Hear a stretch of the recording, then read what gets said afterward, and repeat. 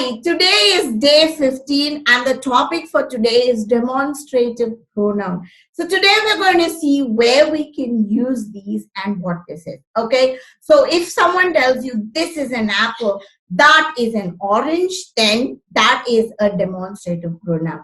The word this in this first sentence, this is an apple, this is a demonstrative pronoun. The word that is an apple, the word that is a demonstrative pronoun. And when do they use this and that? It depends on where you're standing. If something is close to you, you say this. And if something is far away from you, then you say that. So you'll say this is an apple, that is an orange. Okay, simple as that. Those are singular sentences. Let's take a look at plural sentences. The words these and those are underlined, and those are also pronoun demonstrative. And these again, if there are many things close to you, you will say these. If there are many things far away from you, you will say those. So you will say these are apples and those are oranges. Did you understand that? I hope you got that right. Let's take a look at a few examples. Again, a recap. This and that is used to demonstrate a thing, okay, a particular, to mention a particular space, if it's closer to you or if it's far away from you. This and that is singular and these and those are plural. That's the only difference. So take a look at the first sentence. Dash is a computer game. Okay, this is a computer game. You can also choose to say that is a computer game. The second thing, dash are lorries, which means you can either use these or those. You can say these are lorries or those are lorries. Understood? Again, the third one is dash is the camera. You can use this or that. You can say this is a camera or that is a camera. Very good. Let's move on to the fourth one. Dash is a kite. Could you tell me? Very good. So this is a kite. You can also say that is a kite. Fifth one. These are balls. You can also say those are balls. Okay. The next sentence is these are watches. Those are watches. Very good. Can you tell me the next one? Very good. Seventh one. This is a pen. And you can also say that is a pen. The eighth one is this is an eraser. You can also choose to say that is an eraser. I've written the sentence here because it's not very clear with the verb and an article. Now, this and that, eraser means another word for rubber. Okay, they're both synonyms. When you want to erase something that you've written with a pencil, then that is an eraser. And then last one is dash are chairs. These are chairs. You can also choose to say those are chairs. So now that you understood what are demonstrative pronouns, let's take a look at what are adjectives, adverbs, nouns, subject, and verbs. First of all, let's take a look at what is a noun. A noun is a word, if I should better simplify it, a noun is a word of things, living creatures, objects, and places. Simple. Okay? If I should better put it, this is what it is. A noun is a word of things such as living creatures, objects, and places. Okay? Now, examples. His name is Andrew. His name is Andrew, and Andrew is the noun here.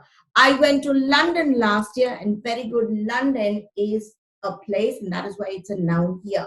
So now that you know what are nouns, let's go and learn what are adjectives.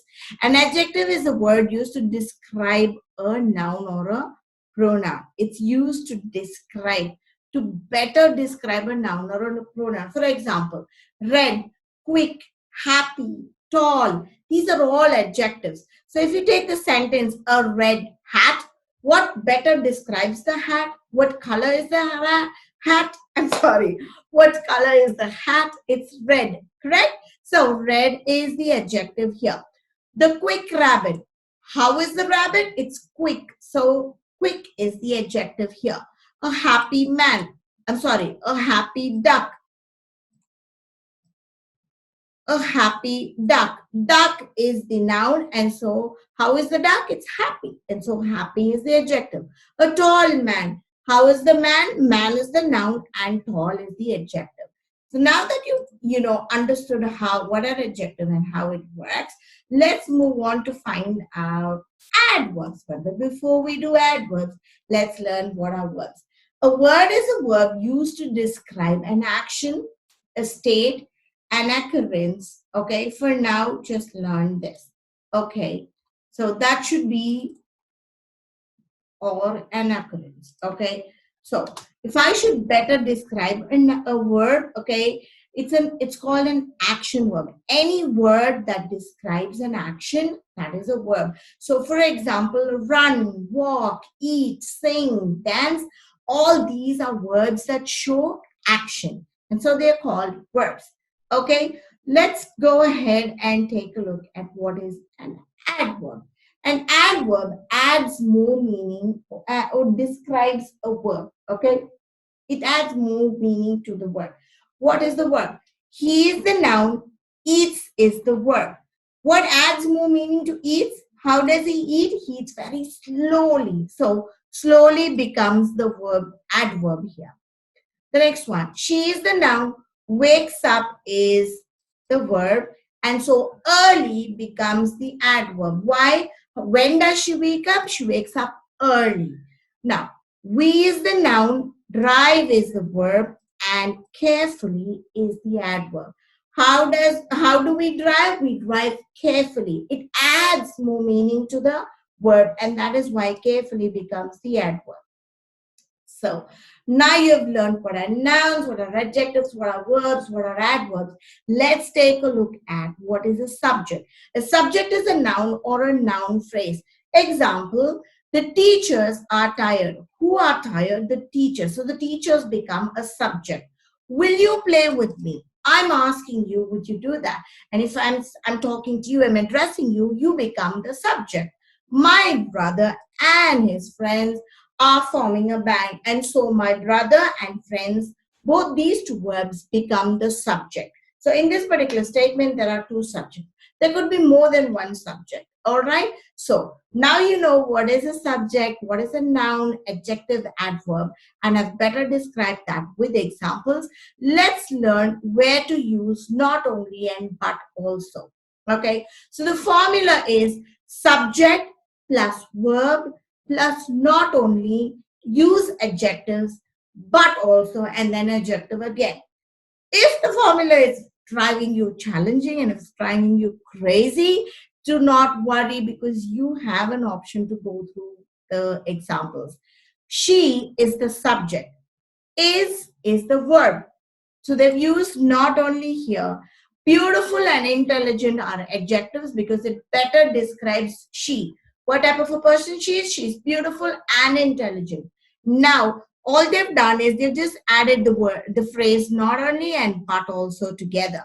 So she is not only beautiful, but also intelligent. What a beautiful phrase it is, right?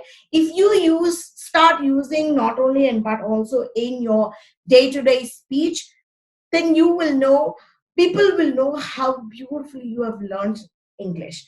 And this will show that you have an enriched vocabulary. Let's take a look at the next example. The moon is not only bright, but also big. I am not only hungry, but also thirsty. So these are very good ways of using the language. Let's take a look at using not only and but also together with adverbs. They speak English not only fluently, but also naturally. B, she is not only quick, but also correct most of the times.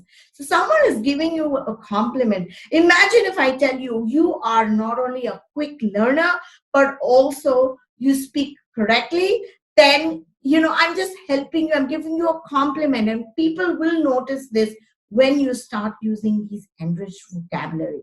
The last one is I ride the bike not only fast but also safely. So these are a few words of how you can use not only and but also. Now we will take a look at the same formula as not only and but also together with nouns. Okay, I like not only pizza, but also hamburger. Now you need to pronounce this word Many people pronounce it as pizza, and that's wrong. It's pizza. Like there's an imaginary T there. Okay, it's pizza. I like not only pizza but also hamburgers. The next sentence is they speak not only English but also French. She plays not only soccer but also basketball. The soccer is like, it's a game, very famous game in America. So let us take a look at task 15 for the day. Okay, the task of the day is puppet show. You are going to shoot a video like you're going to do a puppet show, but it's not going to be a real puppet show, but you're going to make it look and sound beautiful. We are training you to be a wonderful speaker. You can use this actual English course to be a beautiful speaker, to learn how to speak, to learn to communicate effectively. And when people see you communicating, they will like say, wow, this person has got real talent. Okay, so let's get started. The customer has bought a brand new cell phone from a retailer, and unfortunately, it's partially broken or not working.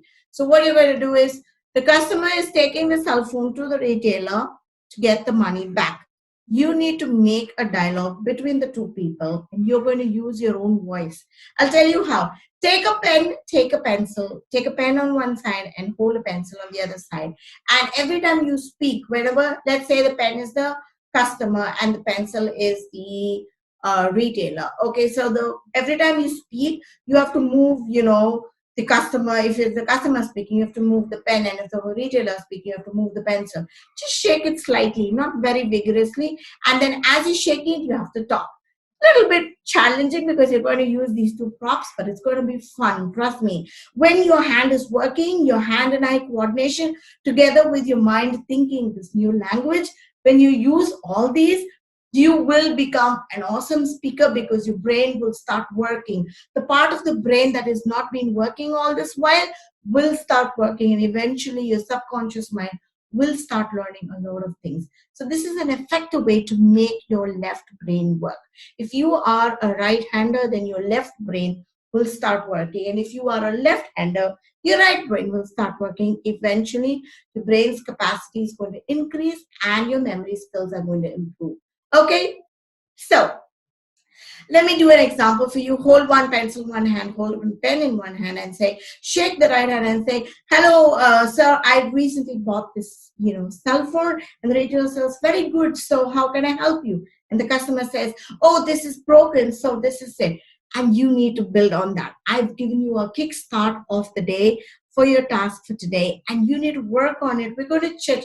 We're not going to judge you, but we're going to check to see if you can move your hands, at the same time, talk correctly. We're going to only give you the feedback and based on your sentence structure and not on how you present it. So do not freak out. If you cannot do it, please feel free to message us and we will give you a heads up of how you can do it. Okay, thank you so much for watching and I hope you enjoy this session. Trust me, it'll be fun. And from tomorrow onwards, you will notice a change in how you're learning. You'll be able to remember things better when you move your hands with prompts and talk. Okay, take care and bye for now. Bye.